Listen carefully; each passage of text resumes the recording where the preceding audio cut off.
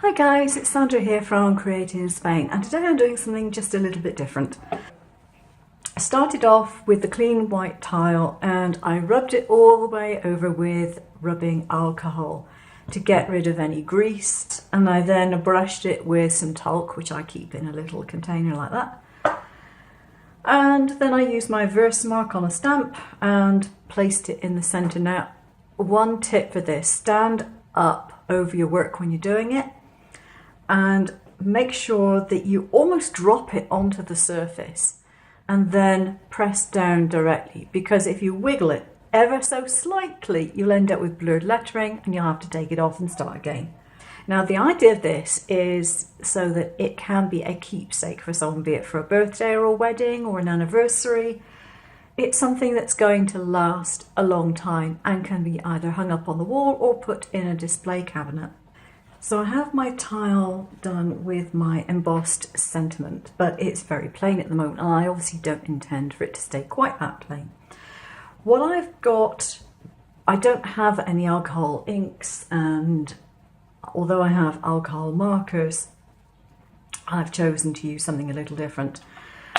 I have some isopropyl alcohol and I have some liquid watercolours. Now, this will actually work for the purposes of a demonstration, so that's what I'm going to use. And I've put it very dilute into a little shot glass here with some alcohol. And I'm just going to dab on a bit of this colour. Now, this bit is extremely dilute, okay? And the reason I've done it very dilute just there is quite simply, I want to be able to see my lettering still. I don't want to completely obscure it. So that is pretty dilute and not a problem.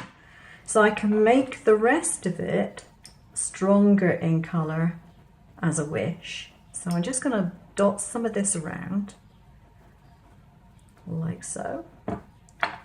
And I'm going to add just one drop more to this mix to make it a little stronger. And put another drop in there. You can use liquid food colouring as well and get a very similar result.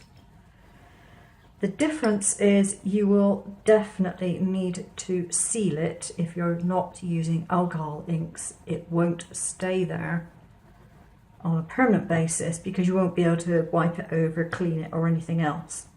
So you would need to varnish it. Whereas with the alcohol inks, you can get away with it as long as you make sure no one's going to actually wipe it over with window cleaner or something. You'll still have your pattern there. So getting quite a lot of what you might class as cells, and that's the action of the alcohol against the watercolour colour. And I'm going to take a straw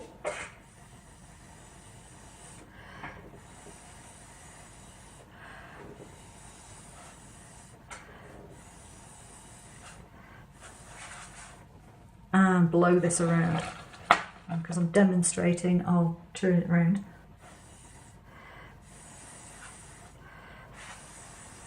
The alcohol will cause this to dry quite rapidly.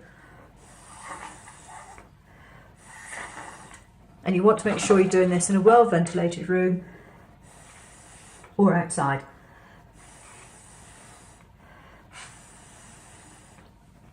Oh dear. Oh.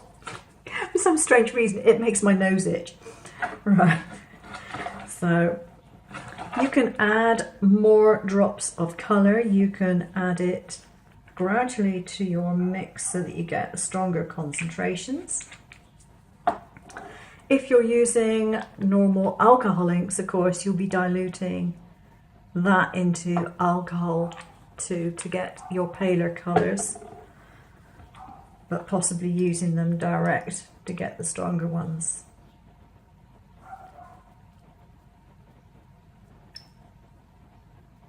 As I said, this cell creation is simply because I have this diluted with so much alcohol, and it gives quite a fun look to things. There we are. Now if you let this dry, do what it wants to do, you can let it dry and eventually it will settle into a pattern and dry out. Or again, you can move it around either with a brush or by blowing it.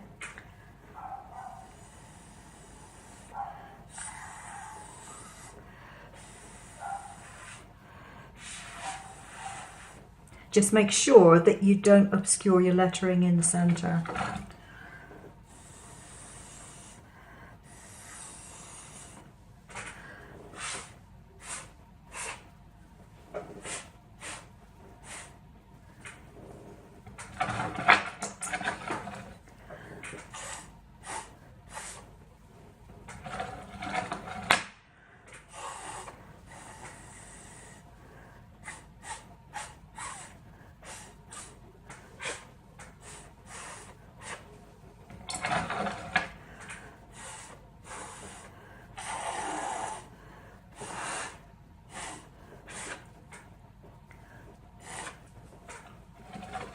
So you can have great fun doing that and you can mess around to your heart's content.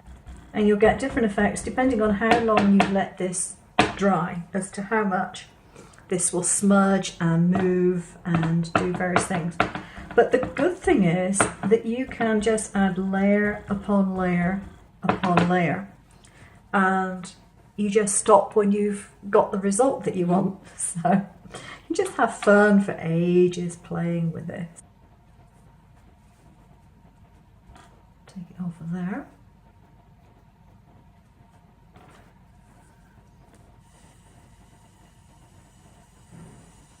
A gentle blow.